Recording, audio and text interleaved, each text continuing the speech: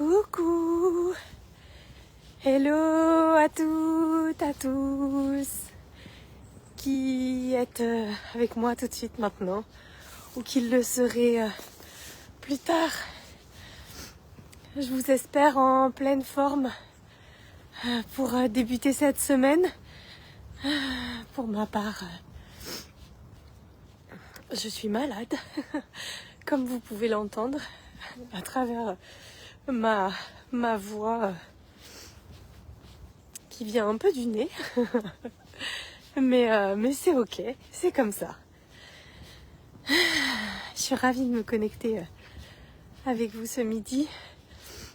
Et en fait, il m'est venu un sujet qui est vraiment important pour moi de vous partager, qui est un sujet qui m'a énormément challengée et qui a été vraiment un tournant dans mon parcours, notamment par rapport à la perception que j'avais de mon impossibilité à concevoir naturellement un enfant.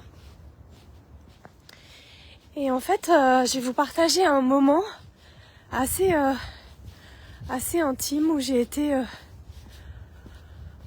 confrontée à un ressenti sous forme de vide qui au tout début n'avait pas de sens pour moi. Et ce moment-là, ça a été le moment où on m'a dit que ça serait pas possible. Et que si c'était possible de concevoir un enfant, ça serait un miracle. Et on m'a donc proposé d'aller imaginer d'autres perspectives pour devenir maman. La première, je dirais même deux perspectives tout court, parce qu'il y en avait une qui intégrait la possibilité de ne jamais être maman. Donc c'était apprendre à vivre à deux. Et la deuxième, c'était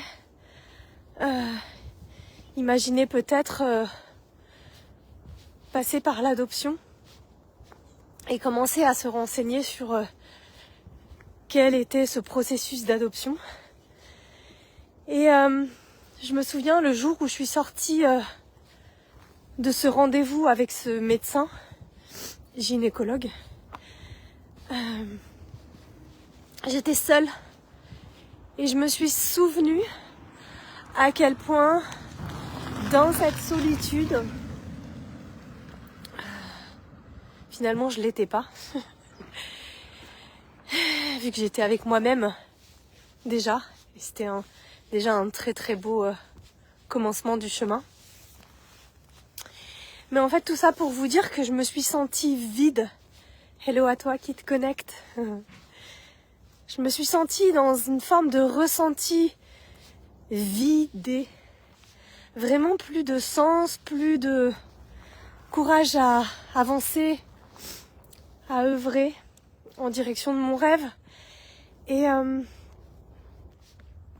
je savais qu'en voulant devenir maman, ce qui était important pour moi, c'était de créer du lien avec un petit être.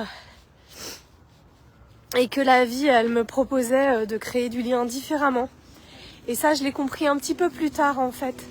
La vie, elle me proposait juste de créer du lien avec moi. Et ça, c'est au travers d'une grande introspection que j'ai comblé ce vide avec une présence à moi-même, avec un lien à moi-même, avec un amour profond pour moi-même, ce qu'on appelle l'estime de soi.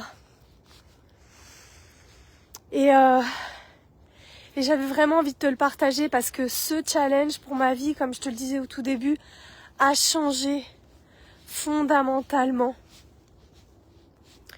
mon parcours, ma perception et ma présence active à moi-même. Et c'est vraiment tout l'enjeu de mon travail, te permettre, t'autoriser à être pleinement présent à toi. Parce que dans ce parcours, tu en auras grand besoin.